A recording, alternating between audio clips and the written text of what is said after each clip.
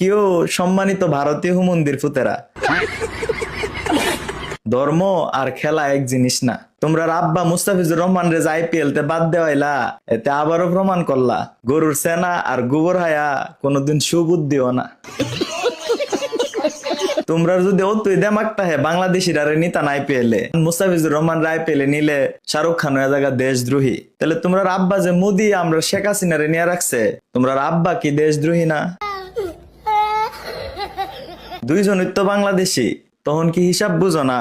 দুধু খাও না? তোমরা দুধু খাইবা করতে, তোমরা তো গরুর গোবর আর সেনা খাইতে খাইতে লিভারের সাথে মাথার তার মারো ফসাই লিছো।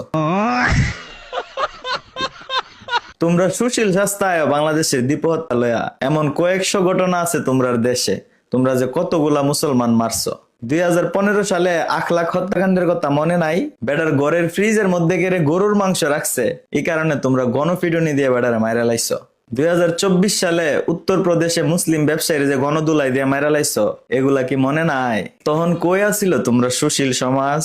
এমন শত শত ঘটনা আছে, কইডার কথা কমু। আর আমরার দেশে যে দীপুর ঘটনাটা ঘটছে, যেদিন ঘটছে ওই দিন থেকে আসামি ধরা শুরু, বিচার কার্য চলতেছে। আমরা কি বয়া রইছি যে হিন্দু মরছে? আমরার কি? বাংলাদেশে আমরা হিন্দু মুসলমান ভাই ভাই, এই দেশের মানুষের মধ্যে কোনো ঝামেলা নাই। তোমরা ঝামেলাটা লাগায়ও না। তোমরা এত সুশীল হইলে বাবরি মসজিদ ভাঙ্গা মন্দির বানাইলা কেমনে? পৃথিবীর ইতিহাসে এমন জঘন্য ঘটনা আছে, বাংলাদেশে আমরা কতবার মন্দির ভাঙ্গা মসজিদ বানাইছি। কিরে গরুর সেনাহুরের দল, দুইটা দেশের সম্পর্ক নষ্ট করার লাগা কিছু উগ্রবাদী মালুর বাচ্চাই যথেষ্ট।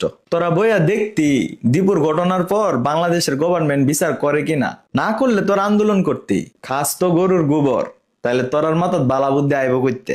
খেলাধুলাটারে খেলাধুলার মধ্যেই রাখতি, এটার মধ্যে না রাজনীতি ঢোয়াই দিছস, এটার মধ্যে না ধর্ম ঢোয়াই দিছস। আ কাডার ঘরের আ কাডা গল।